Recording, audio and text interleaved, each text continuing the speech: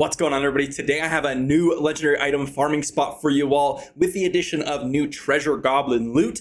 It's something I've been looking for, as well as a lot of orange elite spawns in this location. Lots of legendaries per hour. Let's get into it. Before we go ahead and jump into this new legendary farming location, I've noticed about 80% of you that watch my videos are not subscribed. If you do enjoy the content and you plan on watching more, consider subscribing. It does help out the channel and helps me make future content for you all. With all that being said, we're going to jump into this map right here where we can see all of the spawns for the monsters in the game. Now, what's really cool about this map is that it shows the quest monsters as well as the orange elite spawns. This helps me go ahead and find specific farming spots for you all, specifically around the orange elites, because they are particularly amazing. Now, this is the location in Ashwold Manor here that we're going to be farming at. It's right outside of the Mad King's Breach waypoint. It is an excellent location and can even be farmed solo. Now, one thing to note about this, you can see, is there's a double orange elite spawn on this location. Now, if we compare that to, if we just hop over to the Realm of Damnation, let's see if we can go ahead and hop over there. Looks like it doesn't have it on this map, unfortunately, but another really good spot is potentially Bilefen ship location. You can see here, there's a quad orange elite spawn right here, which is one of the reasons why the ship farm is so good. Another spot would perhaps be the library, where you can farm in the four corners. You have a quest monster, no orange elites as far as we know from this map in that location. Another potentially really solid spot is the Darkwood, where you're gonna have a double orange elite spot right here. Some of these I have not made videos on quite yet, but I wanted to showcase what it might look like for some of these other farming locations, and this one particular is really good. Now, I have run this as solo as well as a group, and I want to just showcase it because the reason why I got attracted to this spot is that I got a screenshot from somebody in our clan. Shout out to you, Julius over here, who sent me a screenshot of the 2 orange elite spawns as well as a double legendary drop directly after. So I had to jump to the spot and test it out, and I'll showcase my findings here. So we're jumping over to Ashwold Cemetery here and checking out this spot. I'll just go ahead and showcase the solo route as well as the group route because they're slightly different because the spawn rates are not as powerful in the solo version. So jumping over to here, we are just going to run past this quest monster and we're going to head over to this statue in the middle.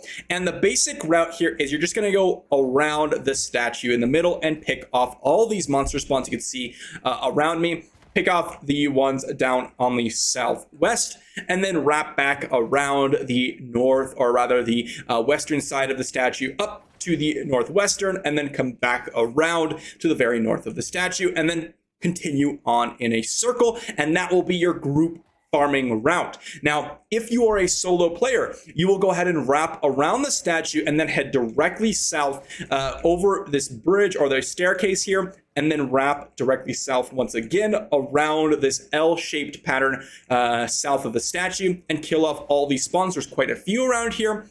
Wrap back up to the west, back north into the circle rotation around the statue, and then you can jump right in to the monster spawns right here, and then wrap back around to that same rotation. This makes it so that you have monsters to constantly kill, because if you're running solo, what happens is you will not have the monsters spawn in time. Running solo in this spot is much worse than running a group, and I'll showcase both the differences here as I was farming in a recording.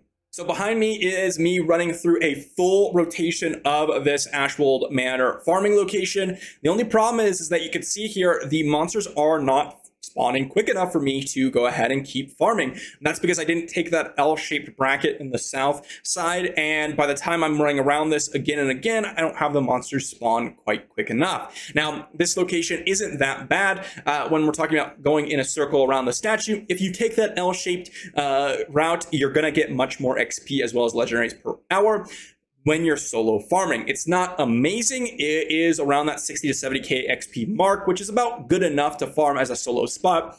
Kind of similar to the Mount Zvane farming location, except this one's a little bit longer, and you kind of need a little bit of movement abilities for it to work. And so, honestly, farming solo here isn't the greatest, but it is doable, and I'd much rather farm as a group. If I just swap over to the next recording here, you can see here, this is the difference. We happen to get 3 people together to farm this. It is even better with 4 people because you're going to be able to kill the monsters quick enough. You can see here, we're just going to be running in a circle, and we are going to get the monsters to spawn very, very fast, actually fast enough to where we can consistently run in a circle around the statue. Now, when you're doing this, you're going to get very, very good XP rates as well as legendary drop rates. I highly recommend you run Treasure Hunter for this. But one thing I was actually trying to pay attention to was the orange elites as well as treasure goblins, because for those of you that don't know, the recent patch buffed treasure goblins to where they could drop legendary items now. And although we don't know the actual drop rates quite yet, I'm working on collecting some data for that. We can assume that they are at least as good as a common mob. So at least it's as good as a common mob. But from my experience, it's about as good as a yellow monster. Not quite as good as those orange elites, which have about a 15% drop rate chance for a legendary item. But as good as the yellow, which from my experience, about 2.5 to 5% legendary item drop rate. I would like to gather some data, do like a 500 kills of the yellow monsters, and then see where we're at. We end up picking a fourth player here, and I'm just going to skip ahead because we can see the kill streak kind of stack up later on in the recording. We just jump over here. We're at 104, 106, which isn't like a crazy long kill streak, but we did happen to get one going. And so that means that it is quite doable. And if I just skip over, you can see we're killing our first orange elite monster spawn here, which happened about, I don't know, 5 minutes later. You can see we're at a 400 kill streak here, which is actually very, very good. You can get about 1,200 kills in a row before you have to go back to your bestiary, which takes about 20-30 minutes, which is very, very good. So about a 1,200 kill streak is about what you're going to want. 400 kills means that you can definitely get to that 1,200 kill streak. And then even more so, I actually ended up finding a treasure goblin spawn right next to the Ashwold Manor. So very, very interesting spawns for all these creatures around here, as well as very, very good rates in terms of orange elite spawns. So really, really impressed with this farm. And I'll just go ahead and go over my findings with farming here for several hours. So previously I had tested this one a little bit solo a while back. I kind of dismissed it, but I came back here as a group, and based on the sample size that I took, at least experience wise, this is going to be very, very consistent. It was about 95k experience per minute as a group of 4. Granted, we were going very, very quickly, so we were moving very quickly, so you may have to make sure you're running those, as well as running Treasure Hunter, so make sure you're running Treasure Hunter as well. The legendary drop rate, keep in mind that I have 90% magic find when I'm talking about this. Previously, on every other video when we're talking about drop rates for legendary items, I had 15%. This is the first video of any legendary farm that I've seen or that I've done where I have 90%. I've not noticed a difference in magic find. A lot of you out there swear by magic find is the greatest thing ever. We don't know the numbers behind it. I really haven't noticed a difference when I have a 99 or 90% magic find here. So I can't say whether or not it's affecting all this stuff a whole lot. It clearly is, because that's what it does. I just don't know how much, because I don't know the numbers. Now, with 90% magic find, I am getting around 5 legendaries an hour with consistently farming here. Now, this is obviously, I've gone a couple hours where I've gotten 0. I've gotten a couple hours where I've gotten 10. It really depends on how consistently you're farming here. If I were to compare this to Realm of Damnation, which is a farm that I think is very close to this farm, this is almost as good as Realm of Damnation, which is very, very impactful because Realm of Damnation is an area that is constantly impacted by a lot of players. I'm talking about the Plains of Torment farm right here. Plains of Torment, I can get about 6 legendaries per hour at 15% magic find and about 100 to 110k experience per hour.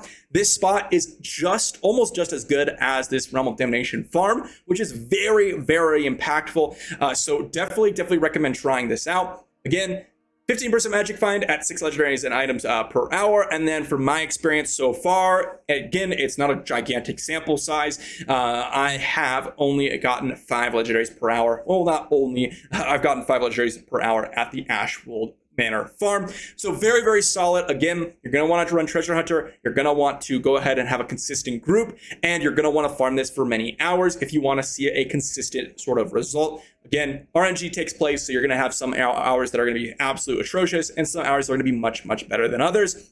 Give this farm a shot. Again, I base a lot of my farms based on the XP per hour and the orange elite spawns. Check out the map. I will leave it in the description down below. If a farm has really good XP rates, you can assume that you're farming as good as monsters as the Realm of Damnation farm. And then, of course, if it has a couple of orange elite spawns, then that will really, really work out as well. I believe the Plains of Torment here has 3. So compare that to the Ashwold Cemetery or the Ashwold Manor Farm, which has 2.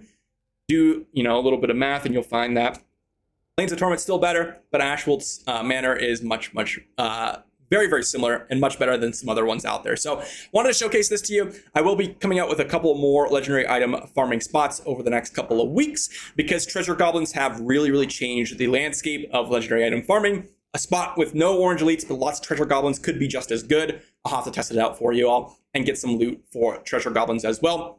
Let me know if you are excited about the loot from treasure goblins video, and I will see you in the next video. See you then.